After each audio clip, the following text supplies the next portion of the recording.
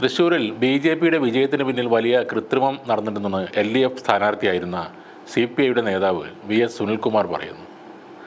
തൃശ്ശൂരിൽ ഇലക്ഷൻ നടന്ന സമയത്ത് കോടിക്കണക്കിന് രൂപ ബി.ജെ.പി പല രീതിയിൽ വിതരണം ചെയ്തിട്ടുണ്ടെന്ന് പരാജയപ്പെട്ട സ്ഥാനാർത്ഥി സുനിൽകുമാർ ആരോപിച്ചു. പഴയതുപോലെ പണം വീടുകളിൽ പോയി വിതരണം ചെയ്യേണ്ട കാര്യമില്ലെന്നും സുനിൽകുമാർ പറഞ്ഞു. ബി.ജെ.പിയുടെ വിജയത്തിന് രാഷ്ട്രീയ കാരണങ്ങൾ മാത്രമല്ല തൃശ്ശൂരിലുള്ളത്. വലിയ തോതിൽ തിരഞ്ഞെടുപ്പിൽ ബി.ജെ.പി കൃത്രിമം കാണിച്ചിട്ടുണ്ട്. കോടിക്കണക്കിന് രൂപ ബി.ജെ.പി പല രീതിയിൽ കോളനികളിൽ ഉൾപ്പെടെ വിതരണം ചെയ്തിട്ടുണ്ട്.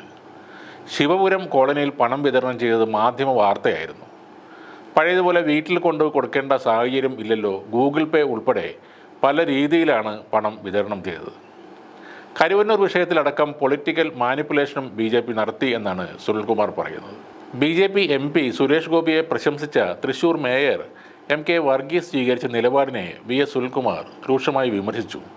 തെരഞ്ഞെടുപ്പ് ഘട്ടത്തിൽ ഉൾപ്പെടെ വഞ്ചനാപരമായ നിലപാടാണ് എം.കെ. വർഗീസ് സ്വീകരിച്ചതെന്നും ചോറ് ഇവിടെയും കൂറ് അവിടെയും എന്ന നിലക്കാണ് പ്രവർത്തനം എന്നും വി.എസ്. സുനിൽകുമാർ പറഞ്ഞു. എൽ.ഡി.എഫിൻ്റെ മേയർ ആയിരുന്നുകൊണ്ട് ബി.ജെ.പിയെയും കേന്ദ്ര സഹമന്ത്രി സുരേഷ് ഗോപിയെയും പ്രശംസിക്കുന്ന രീതിയോടുള്ള പ്രതികരണം തേടിയപ്പോഴാണ് സുനിൽകുമാർ തൻ്റെ അതൃപ്തി വ്യക്തമാക്കിയത്.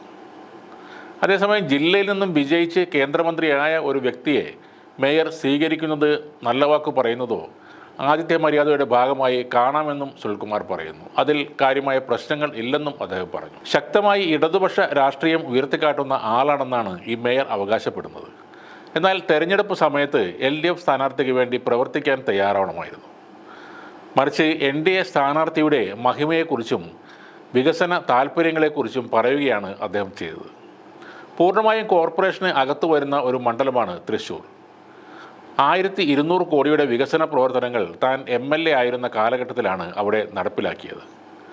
ഈ തെരഞ്ഞെടുപ്പ് തോൽവിയിൽ മേയറുടെ പ്രവർത്തനവും ഒരു വലിയ ഘടകമാണെന്നും സുനിൽകുമാർ പറഞ്ഞു. ഇലക്ഷൻ സമയത്ത് ബി.ജെ.പി വോട്ട് ചെയ്യാൻ പണം കൊടുത്തത് എന്തുകൊണ്ടാണ് അന്ന് വലിയ പ്രശ്നം ആക്കാതിരുന്നത്? മേയർ പ്രവർത്തിക്കാൻ ഇറങ്ങിയില്ലെങ്കിൽ എന്തുകൊണ്ട് സുനിൽകുമാർ ആ സമയത്ത് പറഞ്ഞില്ല?